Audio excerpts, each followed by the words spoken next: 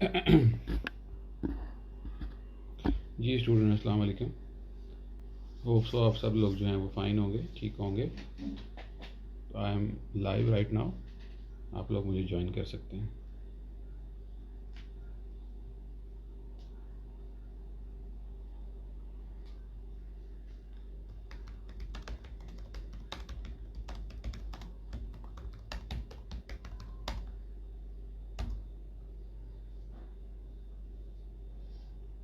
जी, आप लोगों को आवाज़ आ रही है मेरी?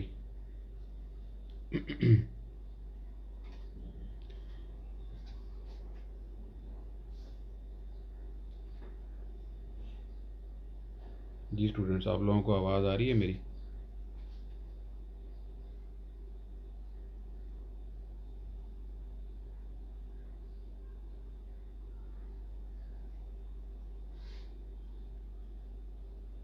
ट्वेंटी स्टूडेंट्स ने ज्वाइन कर लिए। Thank you Fariya, thank you Mahak.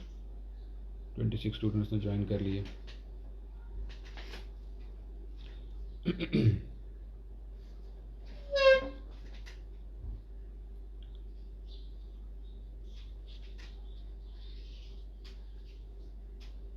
29 students ने ज्वाइन कर लिए। Thank you Nabila. चले, मेरा ख्याल है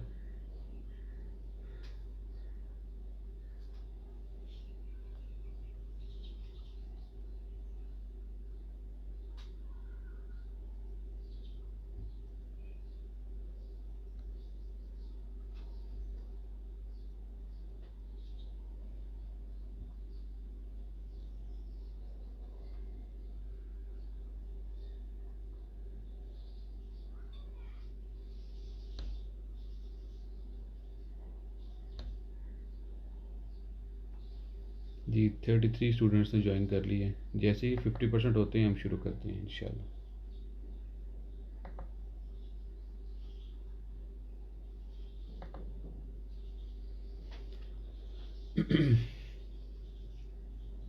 थर्टी एट स्टूडेंट्स ने ज्वाइन कर लिया हमें।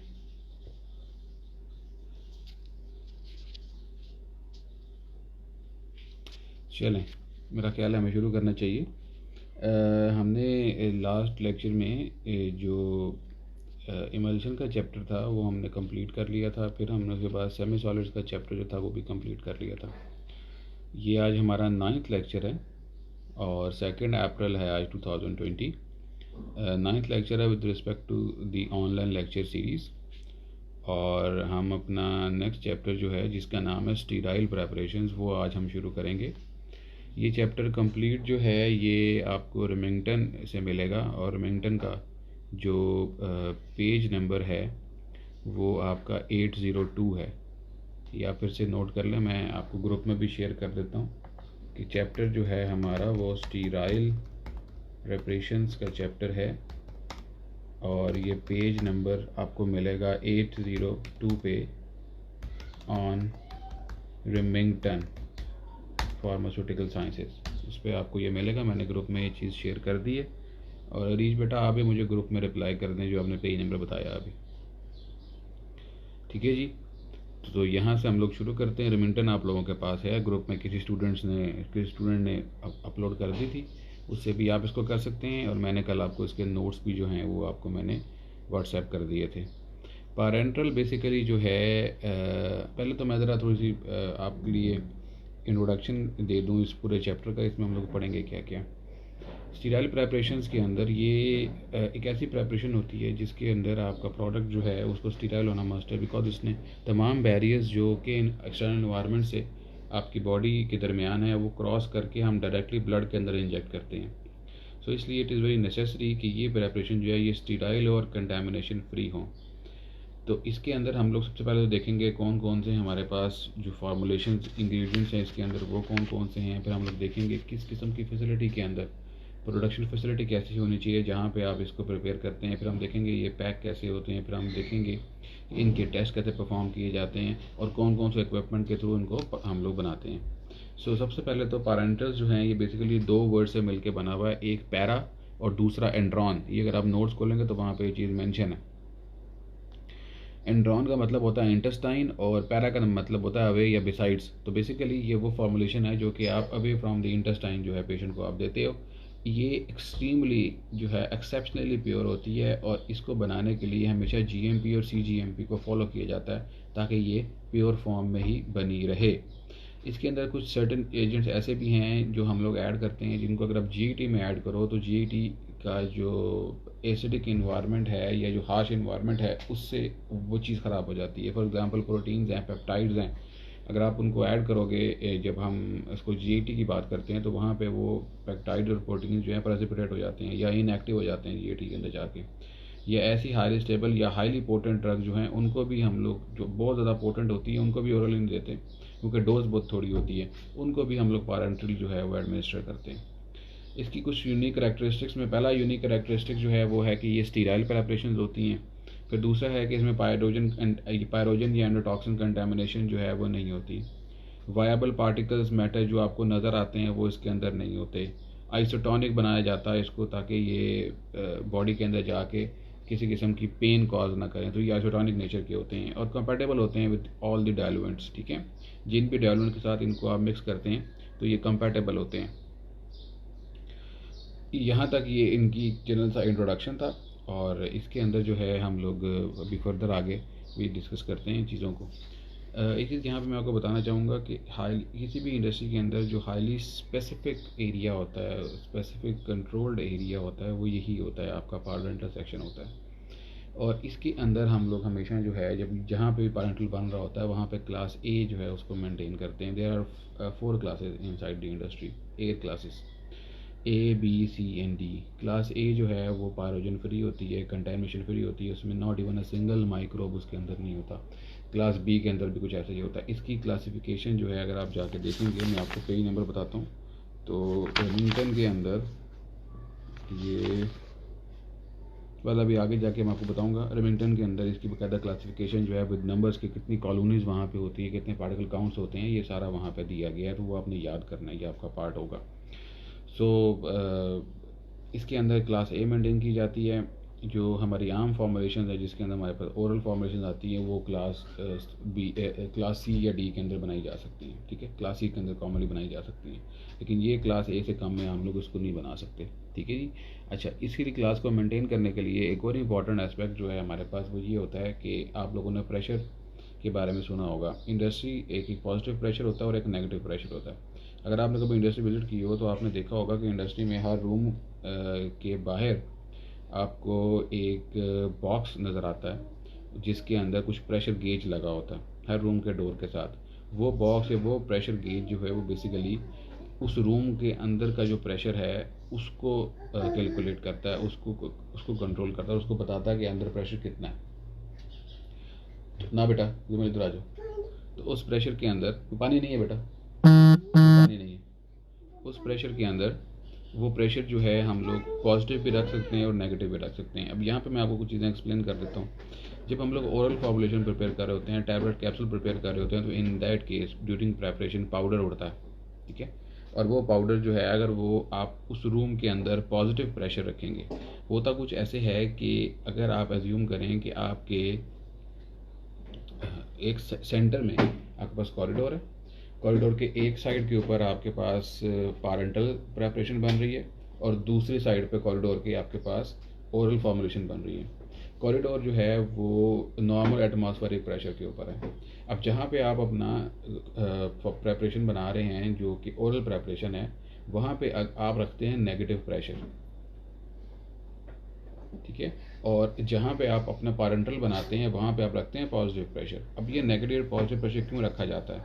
जब हम लोग ओरल फॉर्मुलेशन बनाते हैं, अच्छा, negative pressure with respect to the corridor and positive pressure with respect to the corridor. जब हम लोग अपना ये ओरल प्रेपरेशन प्रिपेयर करते हैं तो ओरल प्रेपरेशन प्रिपेयर करते हुए पाउडर उड़ता है, केमिकल्स उड़ते हैं। अगर वहाँ पे नेगेटिव प्रेशर होगा तो जब भी उस रूम का डोर ओपन होगा हमेशा कॉरिडोर से एयर जो है वो अंदर आएगी, because corridor with respect to this room वो हाई प्रेशर पे है, तो कॉरिडोर से एयर अंदर आएगी और कभी भी जो यहाँ की एयर है, जो ओरल सेक्शन की एयर है, वो बाहर नहीं लेके जाएगी। जब वो बाहर नहीं जाएगी तो उसके अंदर जो उड़ते हुए पार्टिकल्स हैं उस ड्रग के, उस एंटीबायोटिक के या जो भी मैन्युफैक्चर हो रहा है वहाँ पे, वो बाहर नहीं जाएगा। इसी तरीके से जो आपका पैरेंटल सेक्शन है वहाँ पे पॉजिटिव प्रेशर होता है। पैरेंटल सेक्शन के अंदर एंटर होने के लिए कम से कम 3 बफर से आपको गुजरना पड़ता है, buffer A, buffer B and buffer C. Buffer A जो होता है, अब इसको अगर आप with respect to the pressure changes देखें तो बफर ए जो है वो सबसे ज़्यादा करीब होता है कॉरिडोर के।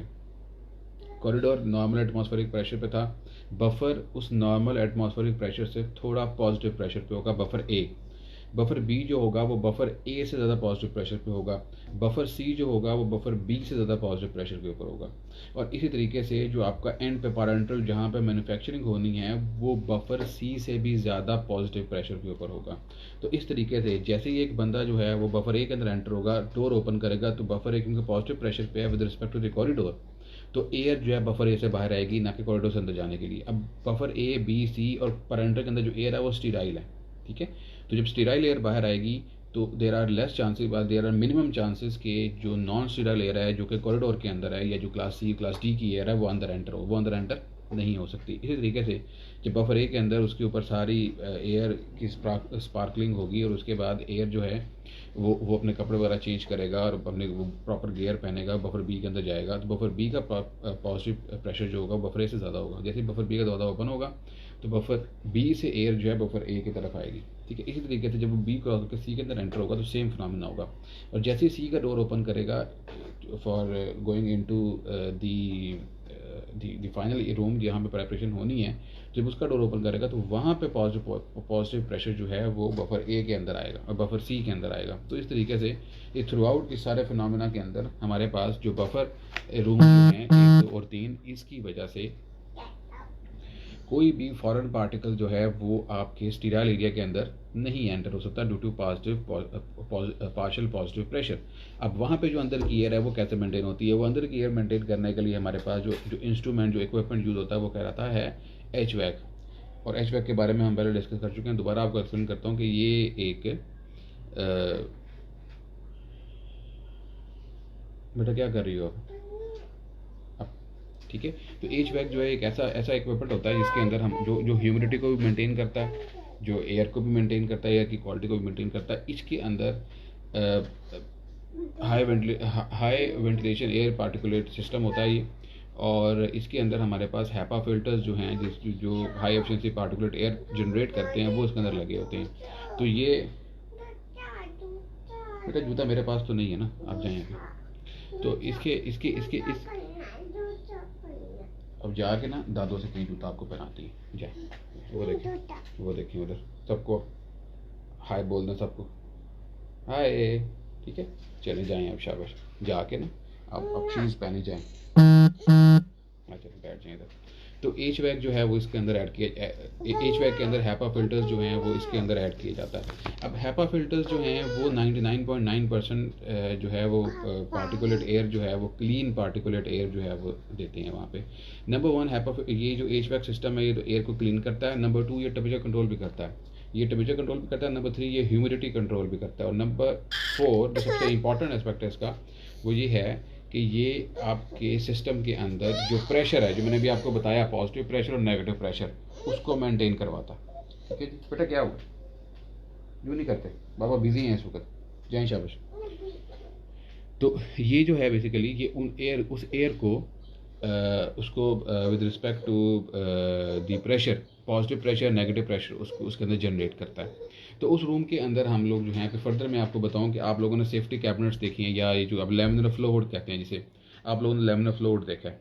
तो जो आपका रूम होता है जहाँ पे आपने प्रेपरेशन या फिलिंग करनी होती है, रादर फिलिंग करनी होती है, उस रूम के अंदर जो फिलिंग मशीन आपकी इंडस्ट्रियल लैब में पड़ी थी, वो फिलिंग मशीन जो आपने देखी है, वो फिलिंग मशीन के ऊपर भी दोनों तरफ प्लास्टिक कर्टन्स लगा के उसके ऊपर भी एक हैपा फिल्टर लगा होता है, या अभी समझें कि वो पूरा रूम जो है उसको लैमिनर फ्लो हुड की तरह बनाया गया होता है।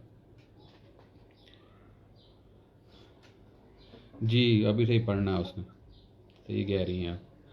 सो इन शॉर्ट अब ज़रा मेरी तरफ ध्यान दे लें आप लोग, वो चली गई। सो उस रूम के अंदर वो एरिया जो है जहाँ पे फिलिंग होनी होती है, हालांकि वो रूम क्लास ए के ऊपर है, लेकिन उसके ऊपर फर्दर उसको कंट्रोल करने के लिए उसके ऊपर भी हैपा फिल्टर जो है वो लगाया होता है। और वो हैपा फिल्टर लगाने के बाद, लैमिनर फ्लो हुड बनाने के बाद, दोनों तरफ कर्टन्स जो हैं वो वो नीचे फेंके जाते हैं, और वो कर्टन इस तरह फेंके जाते हैं जैसे आप अगर कभी गोर में जाएँ तो जो उन्होंने दरवाजे पे कर्टन लगाया होता है ना इसका प्लास्टिक का, वैसा कर्टन होता है वो, सॉफ्ट प्लास्टिक का। तो वो उसके अंदर भी प्रेशर फर्दर बढ़ जाता है, तो उस रूम का पॉजिटिव प्रेशर पहले ही ज़्यादा था, उस पर्टिकुलर जगह पे जो मशीन के ऊपर है उसका पॉजिटिव प्रेशर और भी ज़्यादा होता है। ठीक है, तो इस तरीके से उस एरिया की जो जो जो इन्वायरमेंट है उसको मेंटेन किया जाता है। और उससे पहले जब हम लोग सारा सिस्टम परफॉर्म कर रहे होते हैं, तो जब हमें पता हो कि हमने अपनी प्रेपरेशन जो है यहाँ पे बनानी है, तो 2-3 दिन पहले से ही एरिया की मेंटेनेंस को शुरू कर दिया जाता है। कैसे शुरू किया जाता है कि माइक्रोबायोलॉजिस्ट जो क्वालिटी कंट्रोल डिपार्टमेंट से है, वो सबसे पहले जो पुराना बैच ख़त्म होता है तो वो पूरे रूम की मॉपिंग करता है। मॉपिंग के लिए आईपीए की ज़रूरत होती है, आइसोप्रोपाइल अल्कोहल की। आईपीए से पूरी वॉल्स को, फ्लोर्स को, हर जगह को उसकी मॉपिंग की जाती है ताकि स्टीराइल किया जाए। फिर उसके बाद वहाँ पे पैटेड डिशेस, जो फिनोमेना हम आगे जाके पढ़ेंगे सारी चीज़ें, पैटेड डिशेस ली जाती हैं और उनके अंदर एगर मीडिया जो है उसको बनाया जाता है, ग्रोथ मीडिया बनाया जाता है, और उसको जगह जगह पे ओपन करके प्लेस किया जाता है ताकि देखा जा सके कि वहाँ पे हमारे पास जो है किसी किस्म की कॉलोनी तो नहीं है। ठीक है, सो इन दैट केस वो करने के बाद उनको वहाँ से वो सैंपल ड्रॉ किया जाता है और उसको इनक्यूबेट किया जाता है, ये देखने के लिए कि हमारे पास जो है वो कितनी कॉलोनीज़ वहाँ पे बनी हैं, आ रही हैं या नहीं आ रही, बिकॉज कॉलोनीज़ नहीं आनी चाहिए। ठीक हो गया जी। तो इस तरीके से एरिया को मेंटेन किया जाता है। तो मैंने एक जनरल सा ब्रीफ सा एक इंट्रोडक्शन जो है मैंने आपको दे दिया। ठीक है जी। अब नेक्स्ट हमारे पास, नहीं बेटा मेहमान नहीं आए, आगे मेहमान नहीं आते आयशा। अच्छा जी, नेक्स्ट हमारे पास जो इसमें मेन इंपॉर्टेंट चीज़ है वो है फार्मूलेशन प्रिंसिपल्स। फार्मूलेशन प्रिंसिपल्स जो हैं, अगेन जैसे हम लोगों ने अभी अपने सेमी सॉलिड्स के अंदर पढ़े थे फार्मूलेशन, तो ये भी यहाँ पे हम लोग फार्मूलेशन प्रिंसिपल वैसे ही डिस्कस करेंगे। सबसे पहले तो हमारे पास सबसे इम्पॉर्टेंट एस्पेक्ट जो है किसी पैरेंटल के अंदर वो है वहीकल। सबसे कॉमन वहीकल जो है हमारे पास वो वाटर है। ठीक है, वो आप लोगों को पता है। डिस्टिल, इसके लिए जो वाटर हम लोग यूज़ करते हैं, जिस इंडस्ट्री में ये प्लांट होता है, जिस इंडस्ट्री में मैन्युफैक्चरिंग होती है आपकी पारेंटल्स की, उस इंडस्ट्री के अंदर आप लोग वाटर ट्रीटमेंट प्लांट लगा होता है। और वाटर ट्रीटमेंट प्लांट के अंदर जनरली 3-4 उसके स्टेप्स होते हैं। पहला तो जब उसमें जो भी आपका सोर्स ऑफ वाटर है वहाँ से वाटर आता है, सबसे पहले उसके अंदर रिवर्स ऑस्मोसिस लगा होता है।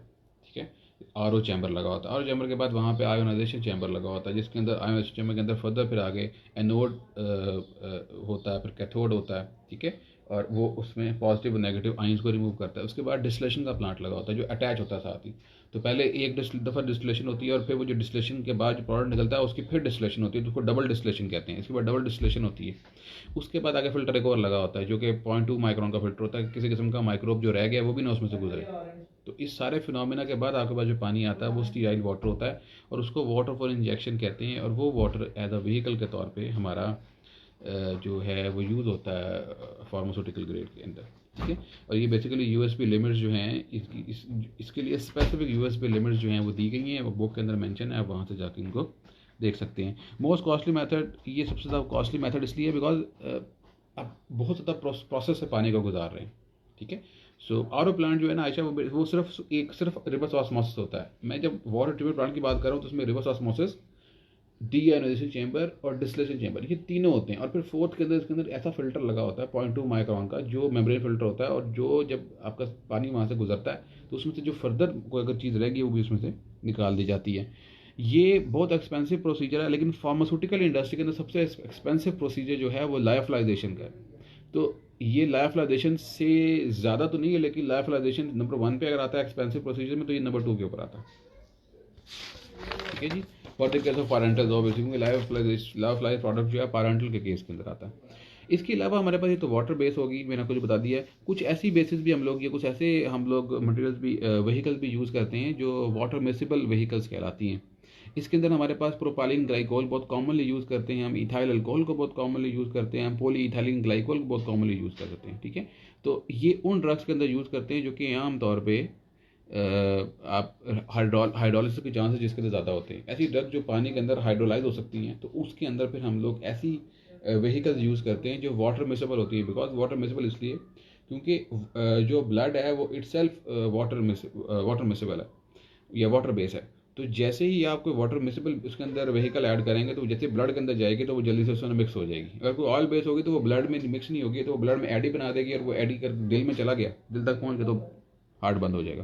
तो इसलिए उसको वाटर मिसेबल बेसिस हम लोग यूज़ करते हैं, जिसमें इथाइल अल्कोहल है, प्रोपाइलिन ग्लाइकोल है और पॉली इथाइलिन ग्लाइकोल है।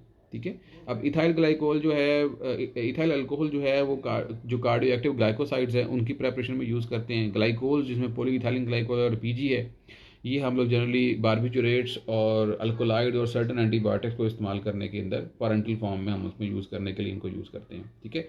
लेकिन जब भी हम लोग ये प्रेपरेशन आप बनाएंगे तो इन जो मतलब वाटर मिसिबल व्हीकल्स के साथ इनको प्रेफरेबली आईएम दिया जाता है, ठीक है। मोस्टली ये प्रेपरेशन जो है इंट्रामस्कुलरली इंजेक्ट की जाती हैं, इंट्रावेनसली इंजेक्ट नहीं की जाती, ठीक हो गया जी। अमाउंट ऑफ दीज को solvent is limited due to toxicity, ये आपके पास वाटर मिसिबल बेसिस नहीं। फिर है नॉन एक्वस व्हीकल्स, ये थर्ड कैटेगरी आ रही है हमारे पास, जो कि नॉन एक्वस व्हीकल्स है। इसमें फिक्स्ड ऑयल्स यूज़ होते हैं। सबसे इंपॉर्टेंट जो है इसके अंदर वो फिक्स्ड ऑयल्स हैं। फिक्स्ड ऑयल्स के लिए यूएसपी कुछ स्पेसिफिकेशंस देती है। पहली इंपॉर्टेंट स्पेसिफिकेशंस जो हैं फिक्स्ड ऑयल के लिए वो ये हैं कि ये वेजिटेबल ओरिजिन के होने चाहिए, ठीक है, और मेटाबोलाइज या रेंसिड ना हो और लिक्विड हो रूम टेम्परेचर पे, ठीक है। ये मेटाबोलाइज ना हो, वेजिटेबल ओरिजिन की हो, मेटाबोलाइज्ड ना हो, रेंसिड ना हो, और ये रूम टेम्परेचर के ऊपर लिक्विड होने चाहिए। अगर ये रूम टेम्परेचर पर लिक्विड नहीं होंगे तो इन दैट केस फिर ये आपकी प्रेपरेशन की विस्कोसिटी बढ़ जाएगी या विस्कोस सेमी सॉलिड हो जाएगी, तो वो इंजेक्ट आप नहीं कर सकेंगे। इसके अलावा यूएसपी जो है, यूनाइटेड स्टेट फार्माकोपिया जो है फिक्स्ड ऑयल्स के लिए कुछ और टेस्ट भी बताती है जिसके अंदर फैटी एसिड नंबर होना चाहिए यूएसपी का। बल्कि ये लोग आप लोग लिख लें अपने पास, ये आपको बुक में डाटा मिल जाएगा और आपको ये पता होना चाहिए कि ये आज की असाइनमेंट ही सही कि फैटी एसिड लिमिट यूएसपी की कितनी है, ठीक है। फिक्स्ड ऑयल्स के लिए आयोडीन वैल्यू कितनी होनी चाहिए, पहले तो उनकी डेफिनेशन आपको आनी चाहिए और फिर पता होना चाहिए कितनी लिमिट है इसकी, और थर्डली स्पॉनिफिकेशन वैल्यू जो है ये कितनी होनी चाहिए, ठीक है। तो यहाँ पर मैंने ये क्वेश्चन मार्क इसलिए बनाया हुआ आगे कि मैं बच्चों से हमेशा पूछता होता हूँ, तो इसलिए आप लोगों से भी पूछ रहा हूँ। आप लोग काइंडली इसको लिखिएगा और जब आप लोग ये कर लें तो मुझे बताइएगा व्हाट्सएप पर कितनी ये होती है। सो कॉमनली कॉर्न ऑयल है, कॉटन सीड ऑयल है, पीनट ऑयल है, सेसमी ऑयल है, ये हम लोग कॉमनली यूज़ करते हैं।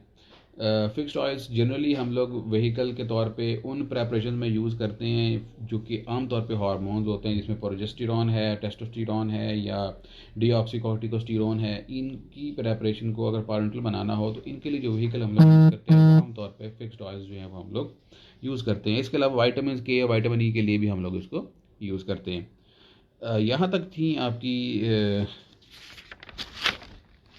व्हीकल। नेक्स्ट हमारे पास जो है वो सॉल्यूट्स हैं, मीन्स ड्रग आप कौन कौन सी ऐड कर सकते हैं और कैसे ऐड कर सकते हैं, या और कौन कौन से सॉल्यूट्स हम लोग जो है अपनी प्रेपरेशन के अंदर हम लोग ऐड कर सकते हैं। Care for proper quality of active ingredient, आपने देखना होता है कि क्वालिटी ऑफ एक्टिव इंग्रेडिएंट जो है वो स्टीराइल क्वालिटी की एक्टिव इंग्रेडिएंट आपके पास होना चाहिए। अगर स्टीराइल नहीं होगा तो हम उसको फिर पैरेंटल में यूज़ नहीं कर सकते। जीएमपी की कुछ रिक्वायरमेंट्स हैं, माइक्रोबियल लिमिट के रिक्वायरमेंट्स हैं, एंडोटॉक्सिन लिमिट के रिक्वायरमेंट्स हैं। Best grade API, best grade active pharmaceutical ingredient chemical जो है वो उसको एनालिटिकली हम लोग जो है वो यूज़ करते हैं। जो पैरेंटल के लिए हमारे पास केमिकल्स आते हैं ना बेटा, वो बाहर से ही स्टीराइल फॉर्म में आते हैं, पैक्ड कंटेनर की फॉर्म में आते हैं, और वो कंटेनर का साइज़ भी ज़्यादा बड़ा नहीं होता, मतलब सिंगल बैच के लिए वो इनफ होता है, एक बैच के लिए वो इनफ होता है। तो उसको आप एज इट इज़ उसको पहले आपने रॉ मटेरियल सेक्शन में स्टोर करते हैं, फिर जब आपने प्रोडक्ट बनाना होता है आपने, तो आप इसको एज इट इज़ ही जो मटेरियल विंडो होती है उसके थ्रू आप मॉपिंग के थ्रू इसकी मॉपिंग की जाती है और इसको फिर आप वहाँ पे ले जाते हैं इन दी सेक्शन जहाँ पे आप पैरेंटल बना रहे हैं स्टीराइल एरिया के अंदर, और वहाँ पे स्टीराइल एरिया के अंदर ही इसको ओपन किया जाता है, ठीक है जी। इसके अलावा हमारे पास रिप्यूटेबल केमिकल मैन्युफैक्चर से लें ताकि ये प्रॉब्लम उसके अंदर ना आए। इसके अंदर यूजिंग डेडिकेटेड इक्विपमेंट बड़ा इंपॉर्टेंट है। अगर आप किसी रिप्यूटेड केमिकल मैन्युफैक्चर से लेंगे तो ऑब्वियसली वो एक मशीन के अंदर या एक इंडस्ट्री के पार्ट के अंदर सिर्फ एक ही एक्टिव बना रहा होगा, दूसरा एक्टिव नहीं बना रहा होगा। अगर वो एक से ज़्यादा एक्टिव एक मशीन के अंदर बना रहा है तो there are chances of contamination कि एक एक्टिव जो है वो दूसरे एक्टिव के साथ मिक्स हो जाए और दूसरे बैच के अंदर भी कंटामिनेशन कर सके, तो ये एडल्ट्रेशन के चांसेस बढ़ जाते हैं दो एंटीबायोटिक या दो कोई भी मटेरियल्स के साथ। तो वो चीज़ इंपॉर्टेंट है देखना आपने। अच्छा, इसके बाद हमारे पास एडिड सब्सटेंसेस हैं जो कि हम लोग वो भी चीज़ इसके अंदर ऐड करते हैं। उन एडिड सब्सटेंसेस के अंदर हमारे पास कॉम्प्लेक्सिंग एजेंट्स होते हैं। इसके अंदर जो ये कॉम्प्लेक्सिंग एजेंट्स जो हैं या सरफेस एक्टिव एजेंट्स जो हैं ये ड्रग की सॉलेबिलिटी को मेंटेन रखते हैं।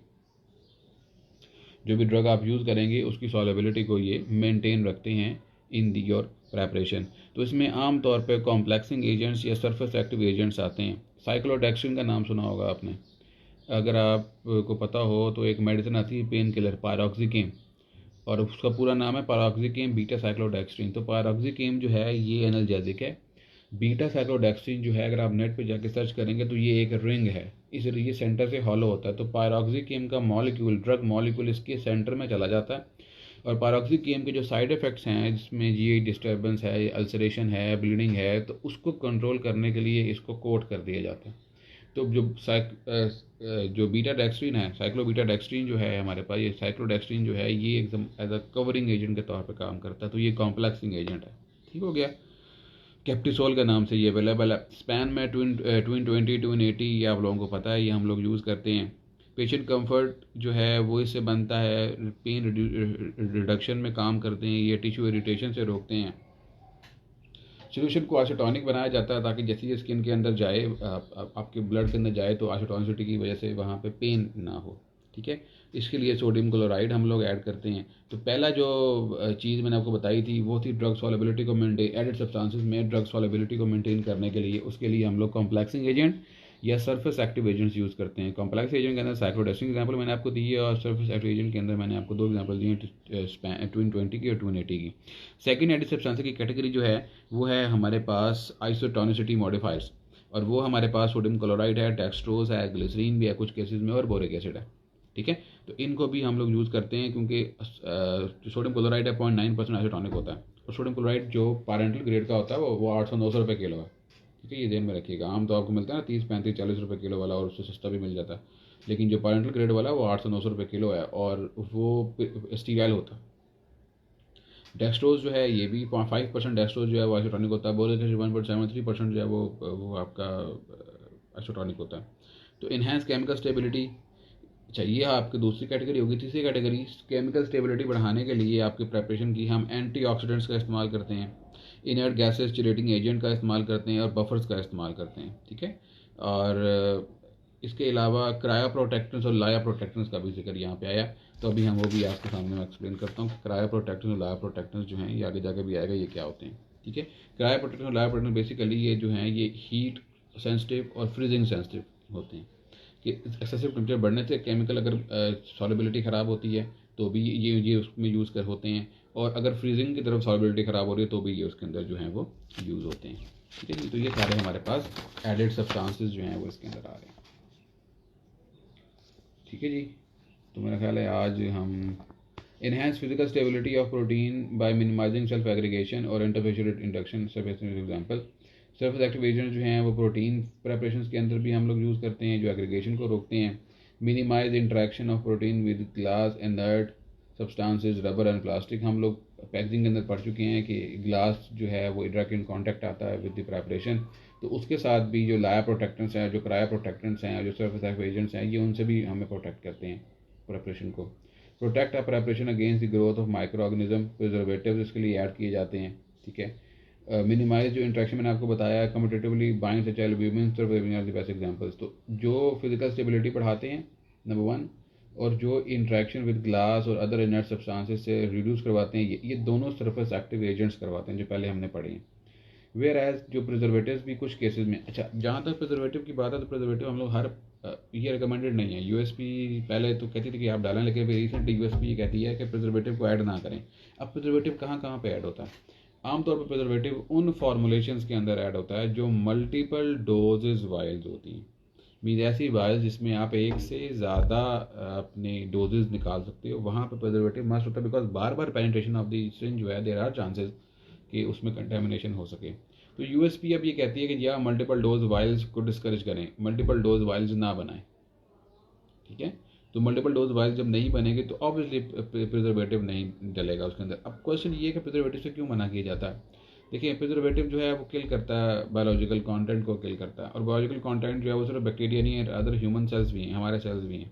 तो उसको ये नहीं पता होता कि मैं सेल को किल कर रहा हूँ या मैं बैक्टीरिया या वायरस को किल कर रहा हूँ। तो इन दैट केस वो जब आप उसकी कंसंट्रेशन आप ऐड करते हो, और इस केस के अंदर आप डायरेक्टली तमाम बैरियर्स की पियर्सिंग करने के बाद उसको बॉडी के अंदर डायरेक्टली ब्लड में इंजेक्ट कर रहे हो, तो इन दैट केस उससे उसको बचाने के लिए हम लोग आम तौर पर प्रिजर्वेटिव ऐड नहीं करते हैं। हम ऐसा फिनोमेना यूज़ करते हैं कि प्रिजर्वेटिव की ज़रूरत ना पड़े। ठीक है जी। इसके अलावा सस्टेन रिलीज पॉलीमर्स ऐड किए जाते हैं कुछ केसेस में जो नोवल फॉर्मुलेशंस हैं, ताकि सस्टेन रिलीज इफेक्ट आ जाए। सरफेस एक्टिव एजेंट्स ऐड की सस्पेंडिंग एजेंट्स ऐड किए जाते हैं जब सस्पेंशन बनानी हो, इमल्शन बनाना हो तो इमल्शन एजेंट्स ऐड किए जाते हैं। और कुछ केसेस में लाइपोसोमल प्रेपरेशन भी मार्केटेड तो नहीं है, रिसर्च के अंदर हैं, जो कि हम लोग यूज़ करते हैं फॉर पैरेंटल्स। तो जी यहाँ तक हम इसको आज करते हैं। इसके बाद हम लोग इंशाल्लाह अपने नेक्स्ट लेक्चर में करेंगे फ्रॉम एंटी माइक्रोबियल एजेंट से। तो कोई क्वेश्चन है आपके पास तो आप मेरे से पूछ सकते हैं। जी इंसुलिन बेटा बैक्टीरियल ओरिजिन प्रोटीन ओरिजिन है इंसुलिन का, सो इसलिए उसको भी यहाँ पे हम लोग पैरेंटल की फॉर्म में देते हैं। अगर उसको जीईटी के थ्रू देंगे तो ऑब्वियसली वो डीनेचर हो जाएगी। ठीक है जी, कोई क्वेश्चन है तो आप लोग मेरे से पूछ सकते हैं।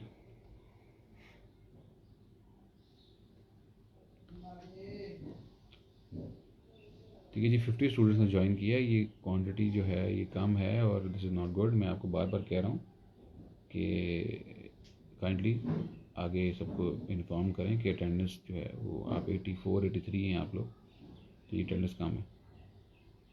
It should be around 70%, it should be around 70 people attending the lecture. कोई क्वेश्चन है तो आप लोग मेरे से कर सकते हैं।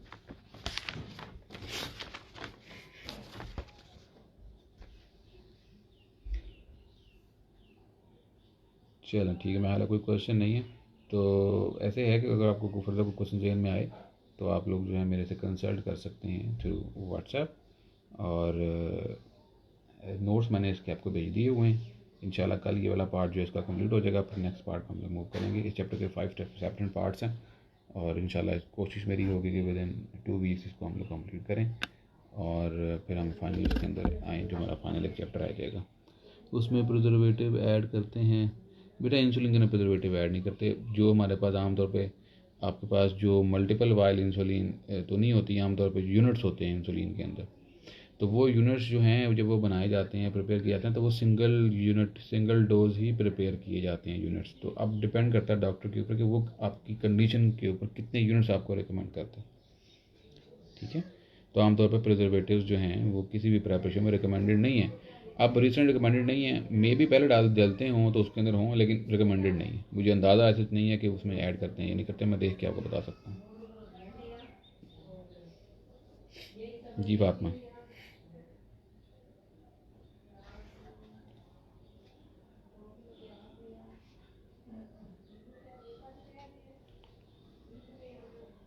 बेटा कॉम्प्लेक्सिंग एजेंट जो हैं बेसिकली ये आपकी ड्रग मॉलिक्यूल के साथ कॉम्प्लेक्स बनाते हैं और उसकी कोई ऐसी प्रॉपर्टीज़ जो कि साइड इफ़ेक्ट्स हैं ख़ास तौर पे उनको मिनिमाइज़ कर देते हैं। पैरोक्सिकिम की मैंने एग्जांपल दी थी आपको। यहाँ पे कॉम्प्लेक्सिंग एजेंट यूज़ होता है वो बीटा साइक्लोडेक्स्ट्रिन यूज़ होता है या साइक्लोडेक्स्ट्रिन यूज़ होता है। बीटा बीटा ग्रुप के साथ वो अटैच होता है, बीटा पोजीशन पे वो बाइंड होता है पैरोक्सिकिम के साथ। तो पैरोक्सिकिम का साइड इफेक्ट है कि वो ये ब्लीडिंग कॉज करती है, पेन कॉज करती है, इरिटेशन कॉज करती है। तो उसको बचाने के लिए उसको कोट कर दिया जाता है विद मॉलिक्यूल साइक्लोडेक्स्ट्रिन के साथ। ठीक है, तो ये साइक्लोडेक्स्ट्रिन जो है ये ऐसी ड्रग के अंदर भी यूज़ होता है जो पैरेंट्रली हम लोग एडमिनिस्टर कर रहे होते हैं, क्योंकि जैसे ही वो ड्रग आपकी जाती है आपके ब्लड स्ट्रीम के अंदर तो वहाँ पर अगर कोई इरिटेशन कॉज करती है तो उससे वो फिर बचाया जा सकता है उसको।